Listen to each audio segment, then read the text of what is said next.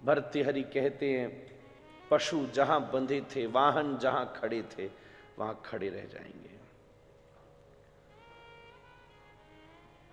घर के लोग, पत्नी गृह के द्वार तक खड़ी हो सकती है, जना श्मशाने, लोग ज्यादा से ज्यादा शमशान तक आ जाएंगे, उसके आगे वो भी नहीं जा सकते।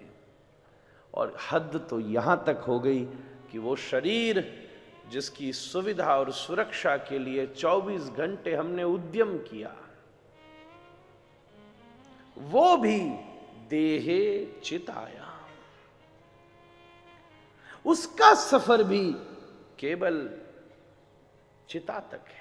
ये शरीर की यात्रा है, ये शुरुआत करता है पिता के शरीर में दौड़ रहे एक पानी की बूंद से, और इसका अंत है लुटिया में भरी हुई राख के समान। यहीं से यहीं तक उसकी सफर है, इससे ज्यादा नहीं। फिर ऐसी कौन सी चीज है?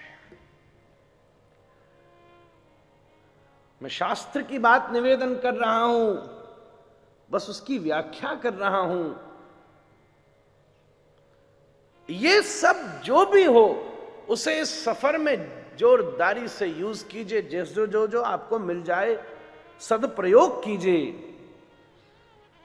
उसके द्वारा पुण्य प्राप्त कीजिए, परोपकार कीजिए, कोई हानि नहीं।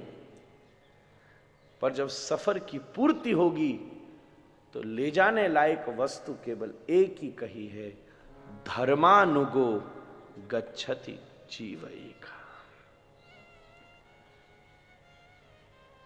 सच कहूं तो ऐसा जीवन जीजिए, कुछ तो और बचने वाला है नहीं, न धन, न सुविधा, न व्यवस्था, यहां तक कि शरीर। पर जिसने अपने जीवन में सत्वमय जीवन जिया है, साची कहूं तो वो धर्म ही उसके साथ जाने वाला है, और वो धर्म ही उसके बाद रहने वाला है।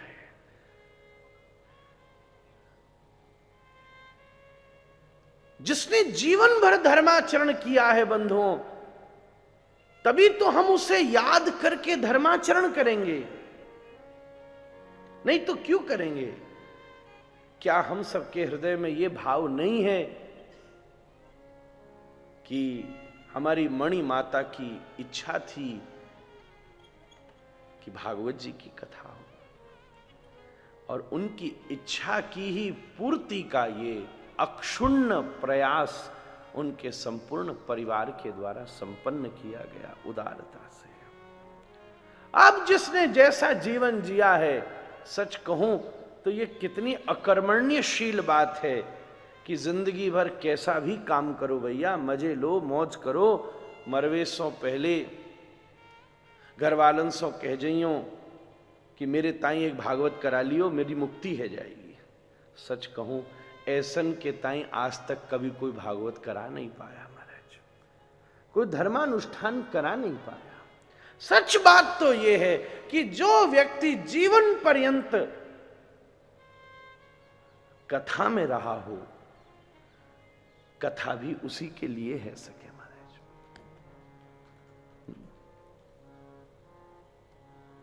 उसी के लिए हो सकती है।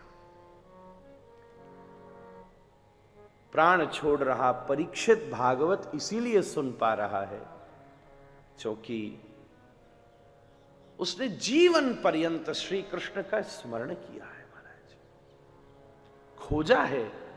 उसका नाम ही इसलिए परीक्षित रखा, वो उत्तरा के गर्भ में उसने भगवान का दर्शन किया है।